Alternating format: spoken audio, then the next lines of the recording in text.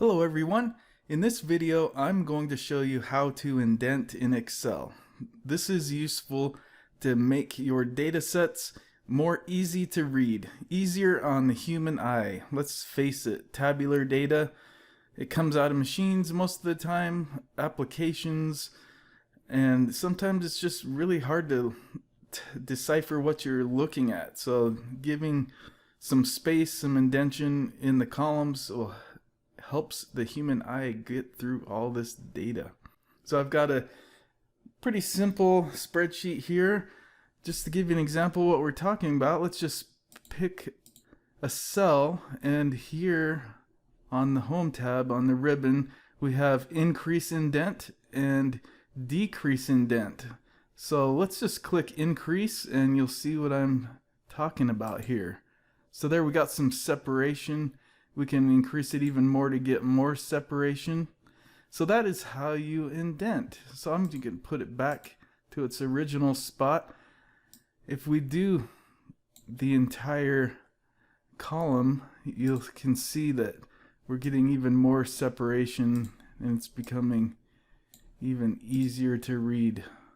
So if we want to apply it to all of the data, let's add even more indent. So there is a keyboard shortcut if you don't want to use the mouse. Let's go ahead and select all of our data, and the keyboard shortcut is Alt H and 6.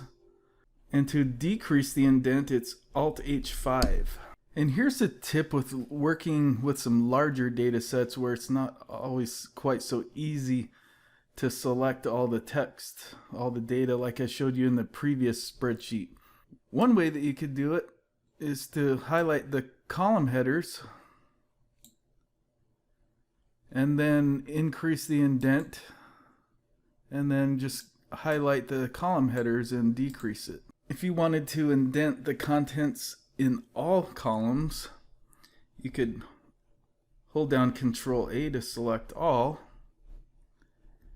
and then hold down Control and click row 1 to deselect. I ended up clicking it twice to deselect and then increase the indent. Sometimes data is delivered to you in spreadsheets in ways that don't make any sense.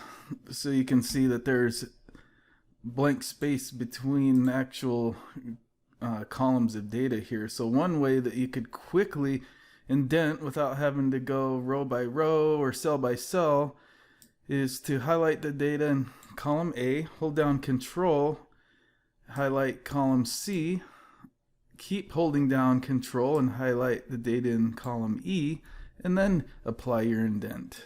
So thank you for tuning into today's video. I hope that you'll go out and experiment with the indent feature in Excel. It really does help reading through some of the crazy things that we get on our desk through Excel. So my name is Chris Waldall. I'm a certified IT professional with over 20 years of experience. If you got value from today's tip, please consider liking the video and subscribing to our channel.